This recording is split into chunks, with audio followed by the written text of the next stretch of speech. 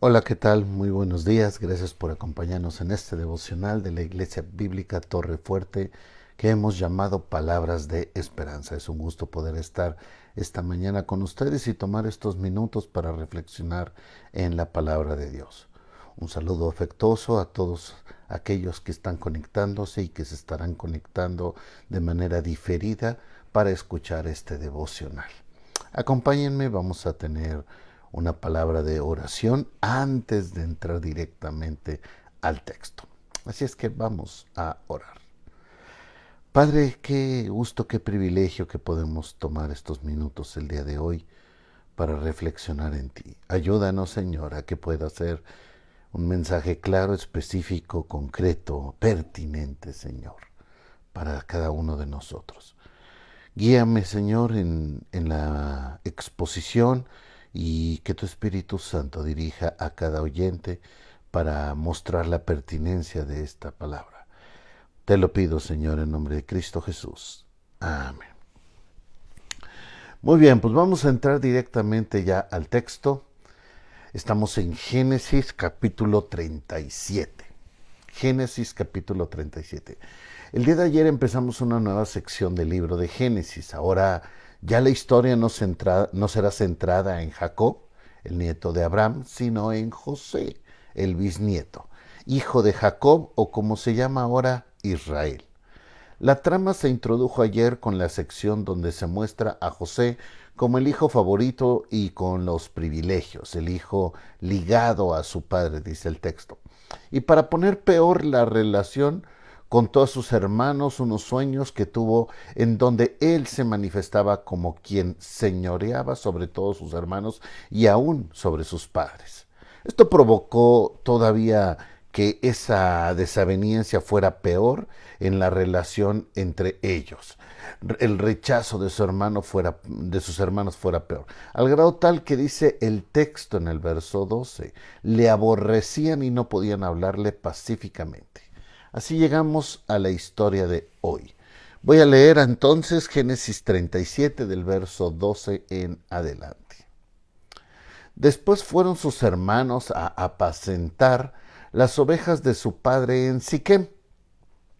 Y dijo Israel a José: tus hermanos apacientan las ovejas en Siquem.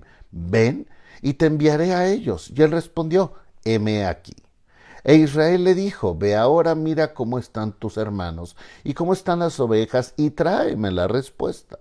Y lo envió del valle de Hebrón y llegó a Siquem. Y lo halló un hombre andando él errante por el campo, y le preguntó a aquel hombre diciendo: ¿qué buscas? José respondió: busco a mis hermanos, te ruego que me muestres dónde están apacentando. Aquel hombre respondió: ya se han ido de aquí, y yo les oí decir: vamos a Dotán. Entonces José fue tras sus hermanos y los halló en Dotán. Cuando ellos lo vieron de lejos, antes que llegara cerca de ellos, conspiraron contra él para matarle. Y dijeron uno al otro: he aquí viene el soñador. Ahora pues venid y matémosle y echémosle en una cisterna y diremos: alguna mala bestia lo devoró, y veremos qué será de sus sueños. Cuando Rubén oyó esto, lo libró de sus manos y dijo: no lo matemos.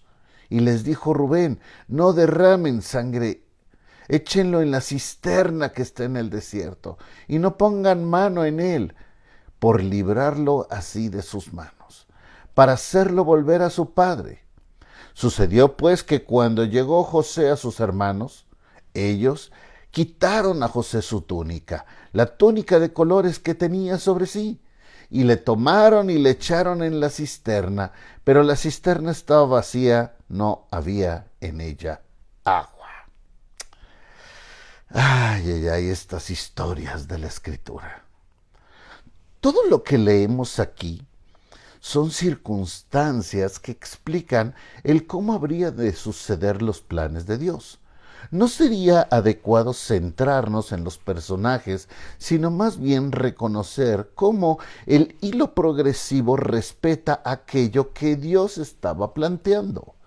Cada personaje actúa y es responsable de sus actos, pero en su conocimiento perfecto y completo de todo lo que estaba sucediendo, Dios usa todo aquello cuanto sucede. Y permítame explicar esto a través de la historia.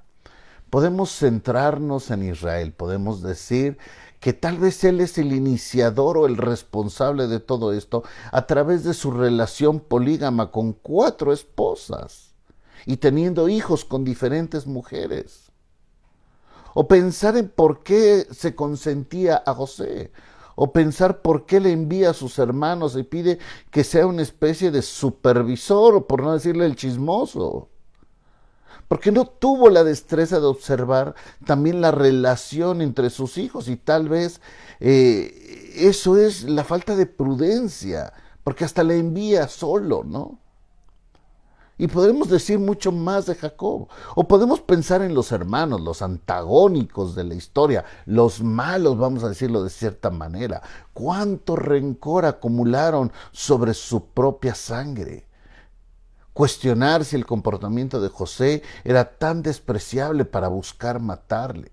Pensar en cómo creció y se estableció esa raíz de amargura y muy posiblemente esa situación adversa que ya venía desde hace años. O bien podemos pensar en el joven José, si fue imprudente o no al contar literalmente los sueños a su familia, si realmente fungía un papel de ser el hijo que mostraba mayor fidelidad a sus padres que a sus hermanos. El texto parece decir que así es. O incluso si llegó a presumir José de su posición privilegiada. O podemos hablar de Rubén, que es movido a misericordia y no deja que maten a su hermano. Cualquiera diría que es lo menos que podría hacer al ponerle de manera cautiva. Al menos, era lo menos que podía hacer. La realidad es que todas estas circunstancias desde las cuales podemos enfocar y sacar enseñanzas de ellas, en medio de todo esto podemos ver el hilo que se va manifestando a través de la vida de José.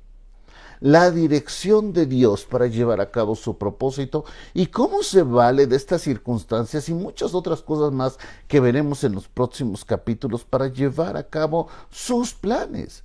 Porque todo esto y mucho más se valdrá Dios para que levante o lleve a cabo su propósito. Así que quisiera que viéramos los elementos de la historia en su justa dimensión. Hay factores secundarios que condimentan, le dan sal y sabor al elemento primario. Pero para Dios, su plan giraba alrededor de José. ¿Y por qué escoge a José? Pues francamente no lo sé. Y como hemos venido aprendiendo a través del estudio de Génesis, ni siquiera sabemos por qué escoge a Abraham o a Isaac, y mucho menos a Jacob. No lo sabemos. Pero, pues siendo francos, pues tampoco sabemos por qué tuvo misericordia de ti o de mí. Así es nuestro Dios.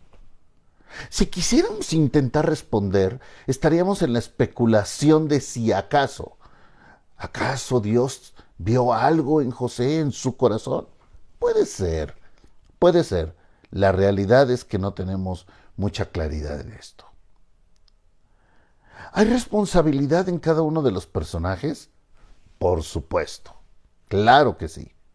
Cada uno vivirá consecuencias de sus propios actos, desde Israel hasta José, todos.